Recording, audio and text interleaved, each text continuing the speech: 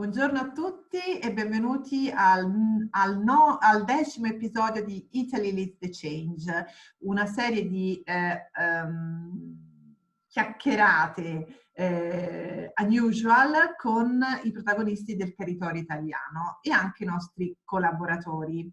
Oggi abbiamo il piacere di avere con noi Lina Seller, parte dell'associazione di guide Insolita Guida. Il nome dice tutto, perché comunque Insolita sono ovviamente delle passeggiate tra la Napoli vera, quella che comunque si dovrebbe conoscere e non quella che magari è descritta su guide, libri oppure le classiche passeggiate che si potrebbero fare. Loro hanno messo la passione per far conoscere l'autenticità di questa meravigliosa città. Ma lascio la parola a Lina per raccontare la storia di Insolita Guida. Ciao Lina! Ciao Laura e ciao a tutti. Come diceva Laura, io sono Lina di Insolita Guida come vicepresidente dell'associazione che nasce il 28 maggio del 2007. Proprio ieri abbiamo compiuto i 13 anni, effettivamente, diciamo se siamo diventati adolescenti.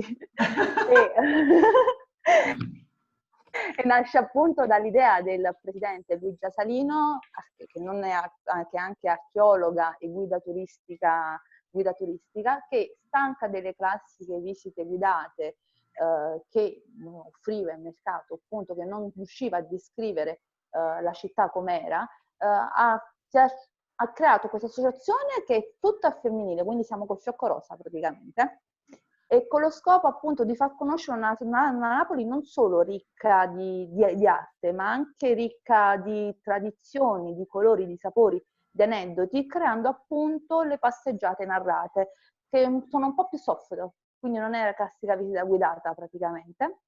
E poi col tempo, siamo cresciuti in 13 anni effettivamente, e quindi da un po' di tempo abbiamo anche un teatro, il Teatro Lazzari Felici, dove facciamo spettacoli di cabaret napoletano, cinespettacoli, offrendo ai napoletani e non anche l'opportunità di trascorrere una serata senza preoccupazioni, tranquilli, rilassati, ridendo, sorridendo, avendo appunto quella classica cosa di essere napoletani, no? Di vivere un po' come sono i napoletani. Che bella, che bella! Questa del teatro non la sapevo, vedi?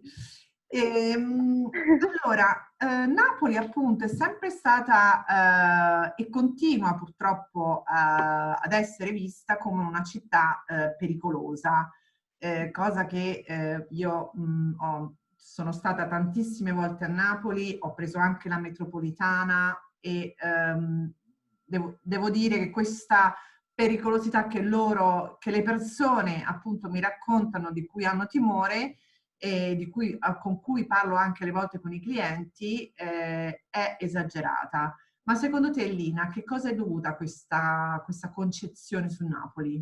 Allora, in realtà Napoli è una grande metropoli, una città, una grande metropoli, è difficile come tutte le metropoli di Europa e anche di tutto il mondo effettivamente, però non è pericolosa appunto da averne paura di questa città. Purtroppo è la cattiva pubblicità che fanno i media, fanno sì che scherzando, ridendo e scherzando, tutte queste cose fanno arrivare le persone qua a Napoli, i viaggiatori a Napoli, con un pregiudizio, il pregiudizio che una volta arrivati a Napoli hanno paura di qualsiasi cosa, ma dalla nostra esperienza, anche se decennale praticamente, nel momento in cui questi viaggiatori vengono con noi, attraversano i quartieri che sono popolari, noi abbiamo questa particolarità praticamente di attraversare i quartieri popolari, in nostra compagnia si rendono conto appunto che tutta questa pericolosità, tutta questa paura di cui si parla in realtà non c'è, non esiste. Non voglio dire che Napoli è una città santa effettivamente, ma come tutte le grandi metropoli ha i suoi problemi, bisogna affrontarli. È un po' caotica, questo sì, perché forse qualcuno che viene appunto dal nord Italia, dal centro, non è abituato più a vedere il mercatino, il mercato rionale che da noi c'è ogni giorno, quindi si sentono le urla dei commercianti, le persone che si prendono il caffè in mezzo alla strada. Sembra un po' anomala come cosa, ma è la realtà napoletana. È bellissima. Vanno È Dimmi. bellissima. Alle volte con mio marito proprio ci fermiamo e guardiamo perché è talmente interessante proprio il parlare delle persone. È bellissimo secondo me. Sì, perché anche attraversandolo tutti i giorni, se tu diventi parte della quotidianità di quelle persone, sembra strano, ma creiamo dei legami, anche non conoscendo i nomi. Certo. Avviene, cosa che non avviene a Milano, per esempio. Abbiamo riscontrato personalmente questa cosa con alcuni insoliti che vengono a passeggiare con noi. Sì, va bene, diciamo che Napoli e Milano non si possono proprio paragonare. No. Proprio Questo sono no. lontane, però ognuna ha la propria bellezza. Ognuna ha la propria caratteristica, questo no. Esatto, Ognuna ha le esatto. caratteristiche. Esatto. L'Italia è proprio colorata, l'Italia è proprio colorata Esatto. ed è il bello dell'Italia. E, Anche sì. ho visto che durante il vostro lockdown avete fatto avete organizzato varie iniziative, come la maratona, oppure tour virtuali dopo l'immunizzazione, delle cose con i bambini. Raccontaci un po' che cosa avete pensato e perché l'avete fatto. E noi in questo periodo di lockdown, dove dovevamo stare chiusi in casa, effettivamente l'abbiamo utilizzato stando a contatto con i nostri soci, attraverso appunto i vari nostri siti Facebook, Insolita Guida, creando legami come foto, disegni creati dai bambini dei nostri soci praticamente, e facendo la video passeggiata, come abbiamo riscontrato in questi pochi giorni praticamente. Una passeggiata che dura circa mezz'ora, attenzione che non va a sostituire però la visita guidata, alcune persone non hanno la possibilità di uscire di casa, quindi attraverso le video passeggiate noi offriamo la possibilità di creare questa cosa come se stessero passeggiando per strada, raccontando appunto aneddoti dove siamo e dove non siamo, preferendo soprattutto anche le zone che sono meno affollate rispetto alle altre, quindi andando un po' verso luoghi più isolati, mantenendo un po' la caratteristica nostra di Insolita Guida, no? Quelli che stanno un po' fuori dai circuiti turistici praticamente. Quindi mostrando questo. Non a caso ne approfitto anche di un'altra cosa, faccio un po' di città, e tra 15 giorni circa ci sarà una nuova passeggiata, che è una passeggiata dove partecipano sì le persone, ma accompagnati dagli amici a quattro zampe, quindi cani, gatti, qualsiasi animale che hanno in casa, possono farlo partecipare alla nostra passeggiata, che prevede la partenza dal Bosco di Capodimonte scendendo per le rampe del Moiarillo per arrivare a Via Foria praticamente. Ma che bello, ma come mai avete avuto questa iniziativa pure con gli animali? Cioè, Gli animali stanno in casa, di solito si portano solo per fare la passeggiata quotidiana, no? Quella di 3 volte al giorno. Però perché non renderli partecipi effettivamente della quotidianità? Di solito non esce perché sta il cane in casa. Invece in questo caso lo rendiamo partecipe della nostra quotidianità, di una cosa nuova che può fare anche il cane. Insolita. bellissimo. Come nostra. Che poi ovviamente coinvolge i napoletani in questo momento, visto Esatto. che riscoprono la città. Riscoprono la città, come dicevo, in luoghi meno affollati, mantenendoci appunto su delle linee guida che ci sono state dettate appunto dallo Stato.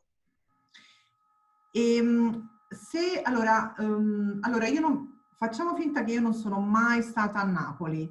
Da dove dovrei cominciare una visita a Napoli per conoscerla? Di solito noi offriamo un approccio un po' classico, tra virgolette, perché chiunque viene a Napoli, una delle cose che deve vedere è appunto Spaccanapoli, il centro antico, quindi il nucleo antico della città. Poi dipende anche dall'ospite, in quanto la persona che viene a Napoli può anche indicarci lui che cosa vuole vedere. Spesso e volentieri indicano questo, però comunque qualcuno ci chiede voglio vedere una Napoli che nessuno vede. E allora noi cerchiamo di indirizzarli verso tipo il borgo di Santa Lucia, i quartieri spagnoli, proponiamo anche di fare delle strade che noi chiamiamo le pedamentine, che partono dalla collina per arrivare al centro, che è molto più panoramica, quindi dipende un po' da quello che ci viene richiesto principalmente. Certo. Accontentiamo il viaggiatore che vuole avvalersi della nostra compagnia. E senti, secondo te si può ancora parlare di stagionalità? Allora, in realtà Napoli è visitabile 12 mesi all'anno. Noi abbiamo un clima abbastanza mite, quindi che ci permette di visitarla tranquillamente tutto l'anno. Poi, anche perché sembra strano, ma ogni parte di Napoli può essere visitata durante tutto l'anno. Se andiamo dal periodo da ottobre a dicembre, per esempio, possiamo andare nella zona del centro antico, via San Gregorio Armeno, che è la famosa via dei presepi napoletani, quindi là puoi ammirare la bravura dei maestri artigiani napoletani. Nel periodo pasquale, nel periodo più primaverile, puoi attraversare la città e partecipare agli eventi pasquali. Se andiamo in estate, puoi andare a mare a Napoli, oltre a visitarla.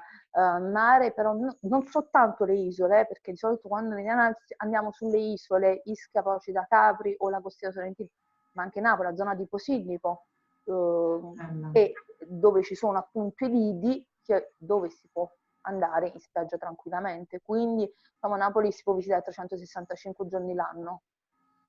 È vero, quindi anche a livello, diciamo, di sostenibilità, secondo me è inutile, come dire, ammassare, no? Magari si può visitare in diversi periodi dell'anno, Sì. Per diversificando esempio, le faccio attività. l'esempio lampante, se ti piace via San Gregorio almeno, però non vuoi venire nel periodo di Natale perché c'è molta gente, quindi non si riesce a camminare, la puoi visitare benissimo nel periodo primaverile dove c'è meno gente effettivamente, quindi puoi goderti la passeggiata maggiormente rispetto al periodo di Natale e goderti tutte quelle bancarelle, tutti gli artigiani e entrare all'interno dei negozietti. Certo, bellissimo. Senti, ultimamente sentiamo ripetere che il turismo ripartirà, ma sarà diverso. Se ci fossero davvero, se ci dovessero essere dei cambiamenti, quali potrebbero essere le opportunità e cosa vorresti che cambiasse? Allora, come aveva detto, stiamo parlando di una ripresa, quindi qualcosa cambierà effettivamente. Del turismo in particolar modo, diciamo che il turismo adesso non deve essere visto più solo come vederlo a 360 gradi, effettivamente, di solito quando parla di turismo si parla solo di luoghi d'arte che bisogna visitare, no? Quindi musei e musei, chiese, non è solo quello, c'è anche l'aspetto naturalistico e Napoli c'è questo aspetto naturalistico, anche se viene poco menzionato dalle guide turistiche effettivamente. Stiamo ripartendo e noi in base a questa partenza ci stiamo adeguando effettivamente. Come dicevo prima, poc'anzi abbiamo pensato a delle cose, gruppi più piccoli, quelli tipo di 10 persone, ma noi non siamo, come dicevo, non siamo i classiche visite guidate, quindi noi insolite abbiamo più un contatto, quindi ci piace stare a contatto con le persone, si crea un po' un rapporto particolare, purtroppo in questo periodo non lo possiamo mantenere, questo rapporto non lo possiamo tenere, quindi non possiamo darci neanche il segno della mano praticamente, quindi abbiamo pensato di utilizzare gli auricolari, in modo che manteniamo la distanza di 1 metro come è stata prevista, Sì, gruppi piccoli e come ti dicevo prima, passeggiate un po' più all'aperto. Anziché di visitare solo i luoghi chiusi, che si è soliti visitare effettivamente, andiamo anche verso in quelle zone meno famose. Napoli non è solo Piazza del Plebiscito, anche se è considerato il salotto di Napoli, ma come dicevo puoi farti anche una pedamentina sì. tranquillamente, dove è più isolata, c'è meno gente e trovi solo quel gruppetto che vuole vedere una Napoli che va fuori dagli schemi.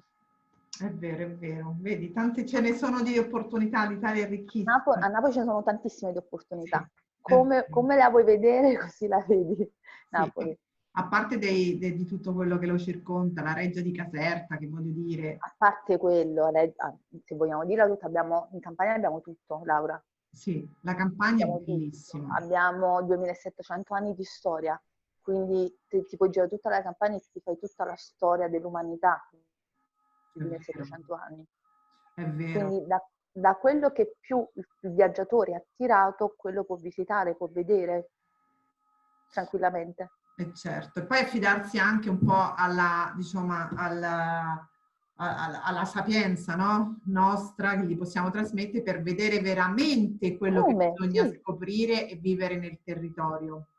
sì, effettivamente, perché un'altra nostra caratteristica è proprio quella di far conoscere non solo i quartieri meno popolari o le zone più famose, ma noi abbiamo anche la caratteristica quella di far conoscere appunto come vive il napoletano, com'è il napoletano verace, il vero napoletano, non quello che viene passato dai media effettivamente.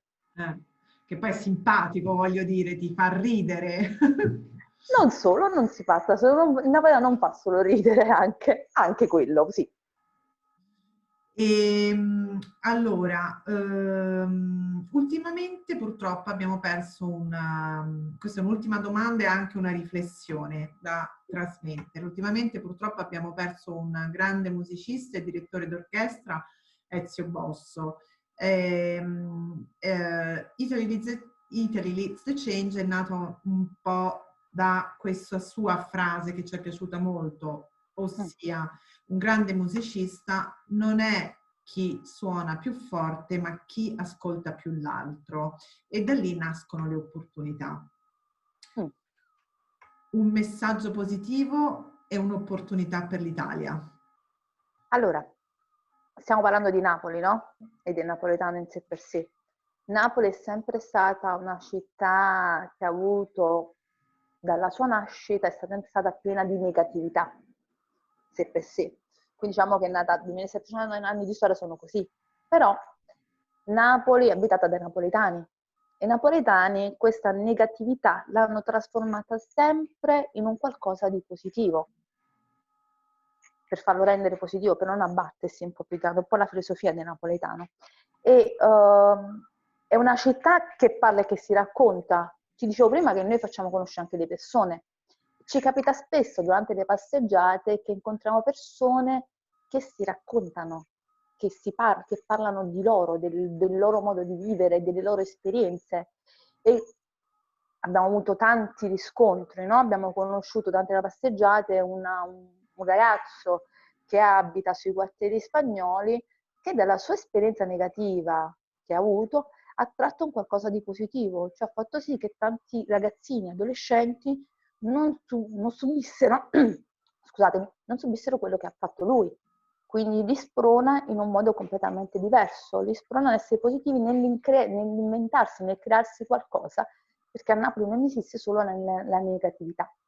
Oppure ti faccio un esempio, un aspetto lampante, appunto a Napoli non manca mai, il napoletano ce l'ha nel DNA, la solidarietà.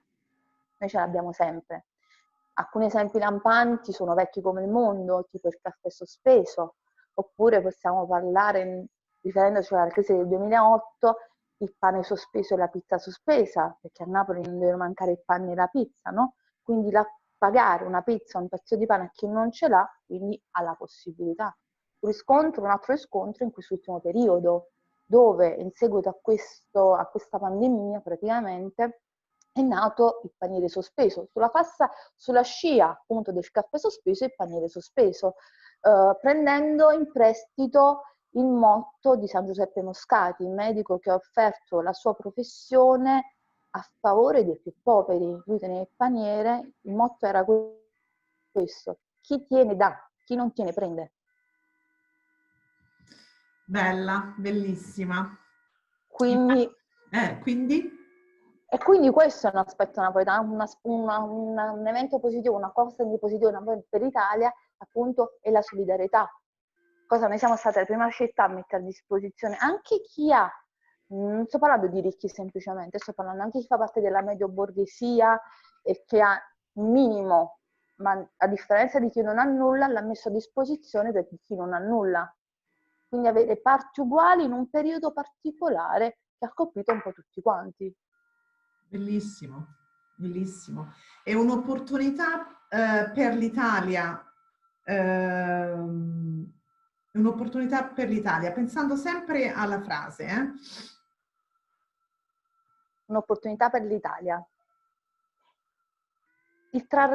appunto l'aspetto positivo è il poter contare l'uno sull'altro effettivamente. Questa è un'opportunità che deve avere l'italiano. Il non puntare il dito l'uno contro l'altro, ma dobbiamo stare tutti uniti, perché stando tutti uniti riusciamo a risolvere tanto. Ti prendo anche presto le parole di De Crescenzo, no? Con la teoria dell'angelo. De Crescenzo, Luciano De Crescenzo diceva che ogni angelo non è nato con due ali, è nato con una sola ala. Unendosi a un altro angelo, con la doppia ala, con le ali, poteva spiccare il volo. E solo unendoci possiamo spiccare il volo, altrimenti rimaniamo fermi a terra. Bellissima, bellissima veramente. E con questa tua frase veramente bella di Luciano De Crescenzo ti salutiamo e ti ringraziamo per aver condiviso la tua passione per Napoli e per il tuo territorio. Vi aspettiamo nella città di Napoli per scoprirla e viverla nella giusta maniera, con noi e con Insolita Guida. A presto! Grazie a tutti, buona serata, ciao! Ciao, ciao!